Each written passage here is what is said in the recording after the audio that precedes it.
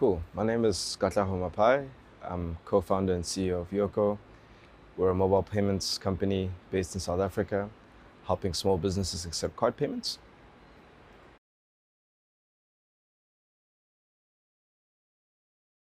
Sure. I grew up between South Africa and the US. I studied at the University of Cape Town. I studied business science, majored in information systems. I kicked off my career in consulting in 2006, working for Accenture in the communications and high-tech practice. I decided I wanted to focus on the telco world and joined a smaller boutique firm called Delta Partners, where I got to work in SADC, Middle East, Africa, and helping telcos with strategy, operations improvement, and new product launches. And then the final job I had was at Rocket Internet as a venture developer. I worked in Nigeria on a company called Jumia, which is about to IPO now. I was part of the early team there, and then Yoco followed that.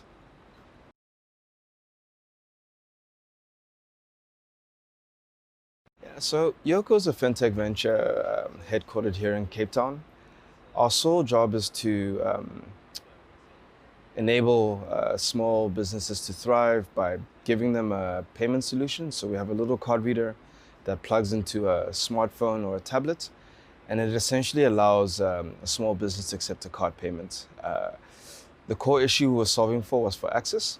It was unnecessarily difficult to get a card machine. It was almost treated like a privilege to get it from your bank. What we've done is we've simplified the process. It takes you 10 minutes to sign up. We ship it to your doorstep within 48 hours and you start transacting. Compare that to a process where if you were given permission, it would take weeks. It's really flipped the notion of access on its head.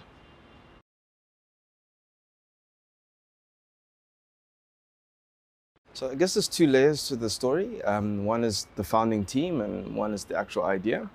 I'd like to start at the founding team. So we're four founders in the business. We have a lot of history together. So Lungisa, our CTO, I've known him since childhood.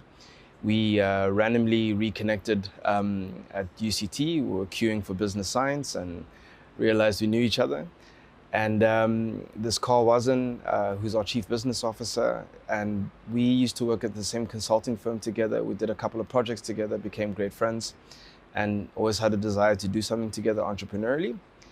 And then there's Bradley Watchus, who's our CFO. We met each other at Rocket Internet. We worked on this venture in Nigeria together, really connected, and I just had the same feeling I needed to work with this guy. And yeah, that was really the genesis of the team. And we were looking at lots of different things that we wanted to do together. Eventually, we decided on pursuing this business model. So the team came before the business or the idea, and that's something very powerful around this venture. On the idea itself, the model originates from the US, a company called Square. It started sort of 2010, 2011. That's certainly when I first spotted it in San Francisco. And then the model really started to proliferate across Europe with companies like iZettle, that was just acquired by PayPal, and SumUp, that's also a large player. So the space was becoming hot. And in 2012, it really bubbled to the surface globally. We were interested in the space. It seemed to solve a genuine problem, empowering small businesses through payments, allowing them to digitize through software, and also giving them access to capital. But it was really when we started looking at the numbers in South Africa, where you had the majority of adults having access to some sort of a card to make a payment, about 75 to 80%. But we saw lopsided numbers on the business side, where less than 10% of the market was able to accept a card payment. So there was a massive gap. It's rare that you find a situation where consumers have an electronic means to make a payment, but there are not enough places to use. And really, that's where we come in, is to solve that problem.